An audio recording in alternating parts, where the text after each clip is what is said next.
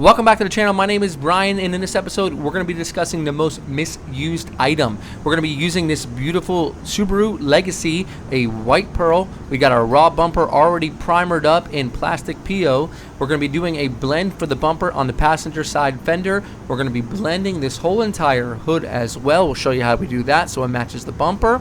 And then we have a replacement fender on the side. Now this fender's already been sealed and based in white, and you can look at that base just in base and see how well this is going to blend.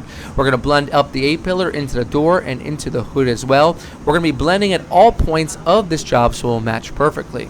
Guys, if you want to support the channel, make sure you check out this Colad paint suit. Comes available in the paint suit and the lab coat with our description on it. Don't overthink it, it's just paint.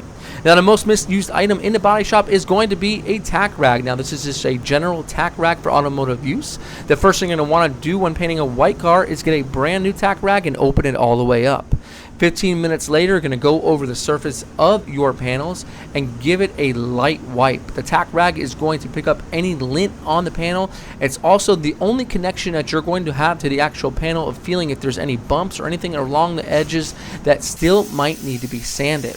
Now we're going to go ahead and get this all anti-static up using our anti-static gun. I primarily use it for raw bumpers. It takes away all the static, so when our sealer hits it, we have a nice surface for base. This is a white sealer, and you must seal all raw bumpers. Once it's all sealed, we're going to be using our Wacom because I need a smooth finish in base and pearl, and there's no other gun with this thickens paint as a better combination. We're going to go ahead and hit up the top of the hood, but first we're only going to really need one good coat of base. Since we've already got this fender base, we're going to put one base coat on the door and onto the actual hood at the top there so that our fender matches. And then for our actual base, since it's such a great color match, we're going to put it at the top of the hood where it meets the bumper and just a quarter of the fender on the passenger side. Now to get a smooth paint job, if you only need one or two coats, then just leave it at that. We're ready for our pearl, and we're going to take it a little bit further, about 6 to 8 inches past our base. Now you notice we did not tack rag our base. You do not want to overuse your tack rag. You see I used a brand new tack rag for white. Now, if you are painting any other color than white, you could probably get away with a tack rag that was previously used on one or two jobs. But with white, you do not want to use anything that has been used before, especially on any dark colors or metallic. It's going to transfer on to that panel itself. Now, take a look at what we're doing with the pearl. You can see we're getting dangerously close here, and it's good to actually rewatch what you're doing because it keeps you on your toes for your next paint job. Our pearl is going over the whole entire hood and covering up our base. Once we've done that, we are ready for our second coat. This is our second coat of base, and now we are completely ready for our clear coat. So if you're in a paint booth or even at home, you want to tack before base and tack after base. You can tack in between coats, but I will suggest less contact is better contact. Here I'm feeling the panel. I'm using a tack rag to make sure that there's smoothness at the end of my blend. There's smoothness throughout the hood. On the hood, we have one coat of base at the top of the hood at the edge towards the bumper and two coats of full pearl. This will ensure a full, beautiful coverage. You can notice that in my top of my actual spray gun cup, I don't want any sort of debris to fall into my white paint, so I went ahead and taped up my whole entire cup. Also, you want to make sure you're getting a tack rag that is meant for automotive use. I'll place them in the description. Now there's tons of different tack rags. You can even get them at your local hardware store or Walmart. But some of those are going to be used for varnishes and furniture, and they can have oils in them that you do not want them to transfer onto the surface. If you ever notice that you push your tack rag too hard, it might leave a grease mark that you'll have to get off so you don't have any fish eyes in the panel. So when you're tacking, make sure you just glide over the surface and you ball up that tack rag onto the surface, making sure you open it up and let it air out previously. Now when it comes to paint, if you have a clean surface from your tack rag, you're going to be able to really lay it on. When putting down the paint on the hood, if it's clear coat, you really want to lay it on wet on the first coat. You're not going to have to worry about solvent pop too much because you're going to put paint back over it if you have enough flash time, about 10 or 15 minutes. Watch that edge of that lab coat.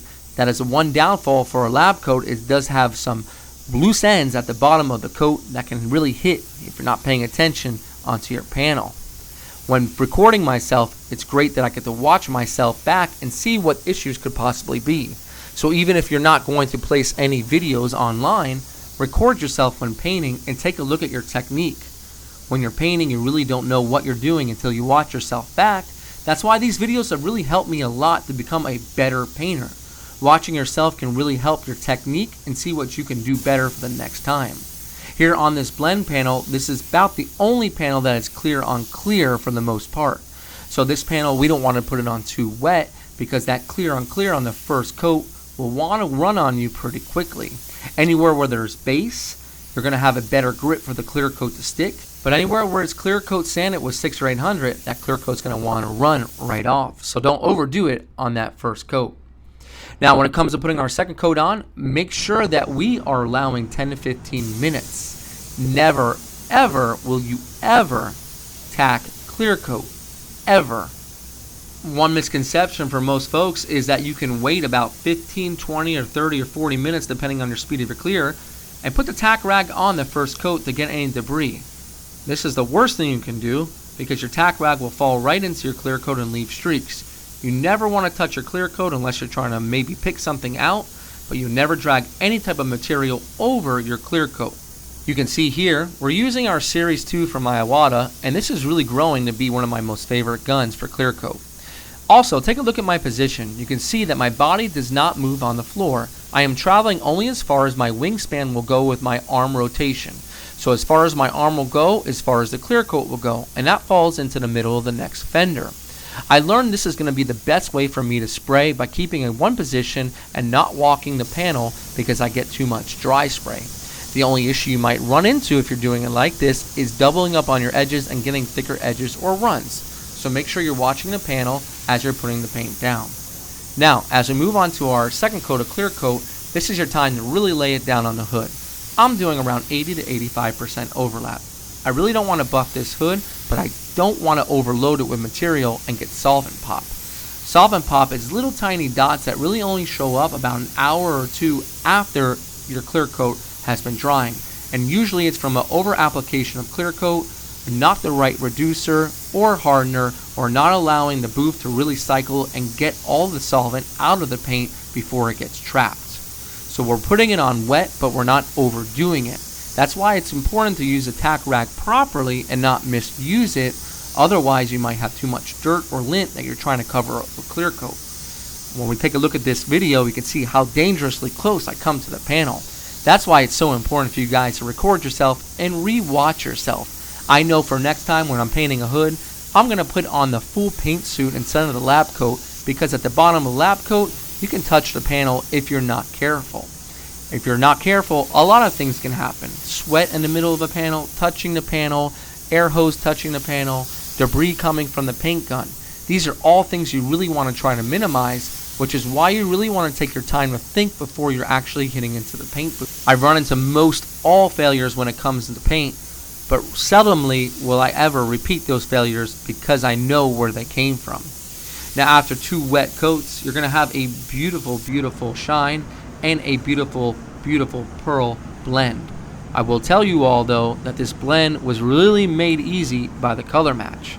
There was no special technique, there was no special tricks, no special saviors when it comes to actually spraying this. Just a great color match, great gun, and a great paint system to really lay it down. If you have all 3 and you're going to go ahead and blend, even better. When this car got put back together, there's no doubt in my mind that it's going to match because everything was completely blended.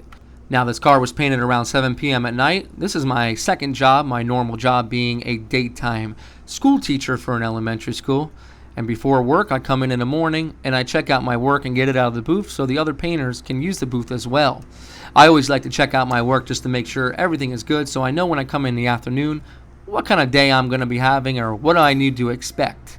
But this one came out beautiful. Now, the number one thing with spraying one of these jobs is making sure that they have that same shine you left them with. Now, all clears will die back just a little bit and cheaper clears will pinch, but this is a great clear with neither of those. Now, the cleanliness of this paint job is all made possible by the proper use of that tack rag.